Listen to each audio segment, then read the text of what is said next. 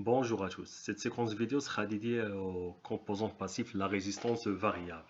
La résistance variable composée d'un résistor fixe entre le point A et B, et on ajoute un curseur C qui vient faire contact avec un conducteur résistif non isolé appelé la piste résistive.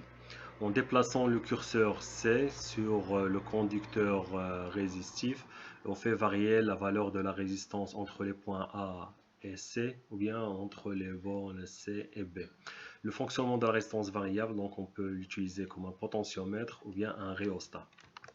Les principales caractéristiques à définir selon les fonctions requises sont la valeur ohmique nominale, donc la valeur de la résistance entre les points A et B, le nombre de réglages admissibles, la stabilité et la finesse de réglage, donc la précision, et vous avez la conformité à la loi de variation, soit le fonctionnement variable, logarithmique ou antilogarithmique. On prend en compte l'imprécision sur la valeur de la résistance. Donc vous avez R égale à Rn, la valeur nominale, multipliée par un terme qui quantifie l'imprécision relative par epsilon de R.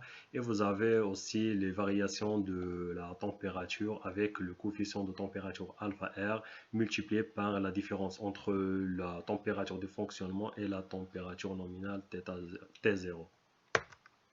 Le rhéostat est un appareil constitué par le bobinage d'un fil conducteur sur un manchon isolant. Un curseur mobile peut se déplacer sur une tige métallique et frotte le bobinage. Dans le montage rhéostatique, la résistance variable est branchée en série avec la charge. En faisant varier le curseur, donc la valeur de R, on agit sur l'intensité du courant dans le circuit. Le montage utilisé pour remplacer une résistance fixe afin d'obtenir des valeurs précises. Vous avez le broche A et B, ainsi vous avez la branche dédiée le correspondant au curseur. Voici le curseur qu'on déplace sur la tige métallique.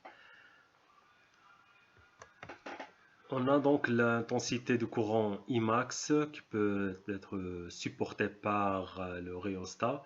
Donc la valeur de Imax, c'est lorsque vous placez le curseur sur le point A.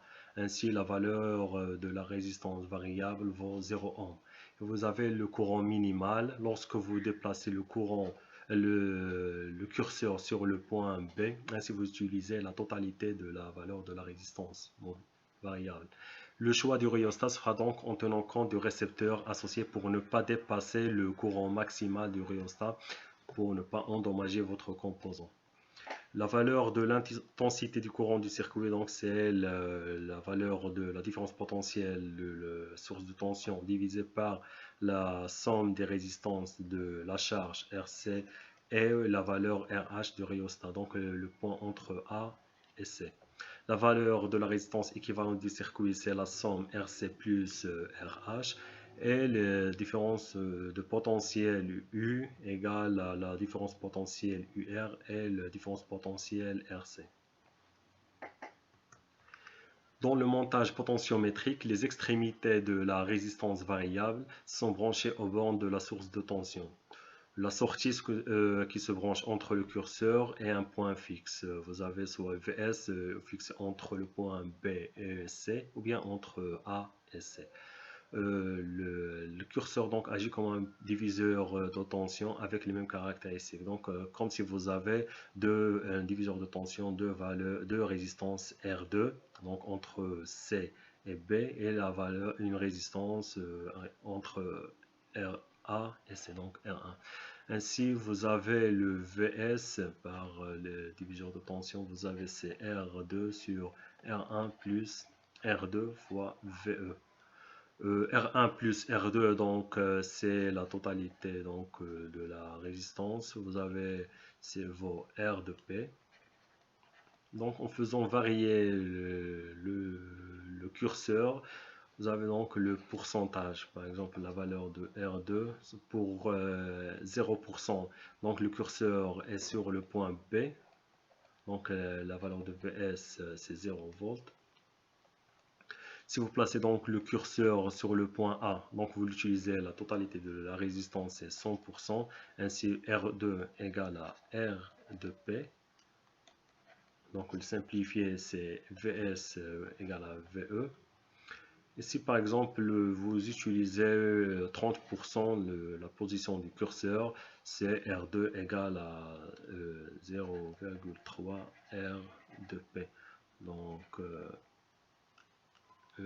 RE c'est égal à VS égale à 0,3 VE. Le degré de conformité exprimé en pourcentage, c'est l'écart maximal entre la loi réelle, donc représentée par C1 dans ce tracé, et la loi théorique, c'est le C0. Donc c'est cet écart. La finesse de réglage est au principe liée à la résistance de contact. Donc vous avez le C2 représente l'erreur instantanée lors du déplacement du curseur. Le potentiomètre bobiné, les valeurs de R prend les valeurs entre 10 ohms et 10 kilo-ohms. Et le potentiomètre non bobiné, vous avez R entre 10 ohms et 10 méga-ohms. Les classes des potentiomètres dépendant que vous avez selon la précision. Pour une précision de plus ou moins 3%, vous avez la classe R, la classe S pour plus ou moins 5%, la classe T pour 7% et demi, et la classe U, c'est pour plus ou moins 10%. Merci pour votre attention et à la prochaine.